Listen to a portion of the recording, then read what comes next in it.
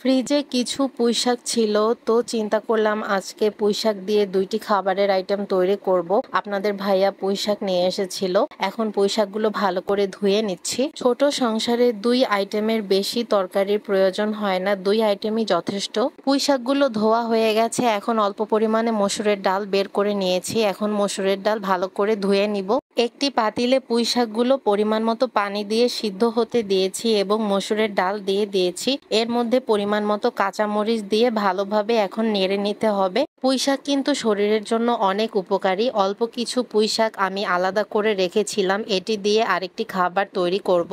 এখন আমি তৈরি করব পুঁইশাকের পাকোড়া। আগেও একবার তৈরি করেছিলাম, তখন খেতে অনেক ভালো লেগেছিল, তাই আজকে আবার তৈরি করছি।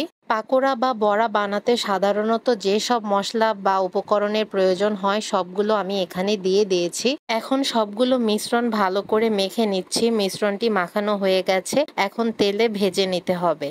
পাতিলের তেল গরম হয়ে আসলে একটা একটা করে সবগুলো পাকোড়া ভাজার জন্য দিয়ে দিচ্ছি। অন্যদিকে ডাল এবং পুঁইশাকের খাবারটিও সিদ্ধ হয়ে গেছে। আমাদের বরিশালের আঞ্চলিক ভাষায় এটাকে ডাল ঘুটুনি বলে। এটা দিয়ে ডাল এবং শাকের মিশ্রণটি ভালোভাবে মিক্সড করে নিচ্ছি। এখন ডাল এবং পুঁইশাকের মিশ্রণে পরিমাণ মতো লবণ ও হলুদ দিয়ে মিশ্রণটি ভালোভাবে নেড়ে নিচ্ছি। অন্যদিকে পুঁইশাক এবং ডালের পাকোড়া ভাজা এক পাশ হয়ে গেছে, অপর পাশ উল্টে দিয়েছি ভাজার জন্য।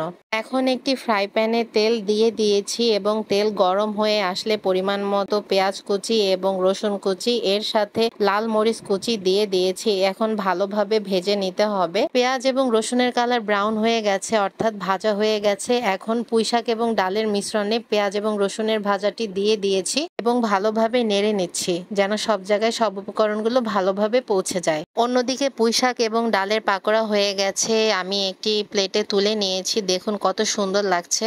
এই পাকোড়াটি খেতে কিন্তু অনেক মজা। আপনারা বাসায় অবশ্যই একবার হলেও ট্রাই করবেন। একটি ফ্রাই প্যানে তেল দিয়ে আগে থেকে ফেটিয়ে রাখা একটি ডিম ভাজার জন্য দিয়ে দিয়েছি এবং এক পাশ হয়ে গেলে অপর পাশ উল্টে দিব এবং কয়েক পিস করে নিব। ডিমের পিসগুলো পুঁইশাক এবং ডালের মিশ্রণের মধ্যে ভালোভাবে নেড়ে দিতে হবে, যেন সবগুলো উপকরণ এর মধ্যে ভালোভাবে পৌঁছে যায়। আমাদের রাতের খাবার আজকের মতো তৈরি হয়ে গেছে। এভাবে আপনারা একই উপকরণ দিয়ে ২টি খাবারের আইটেম তৈরি করে নিতে পারেন। অবশ্যই ট্রাই করবেন। আজকে এ পর্যন্ত। আল্লাহ হাফেজ।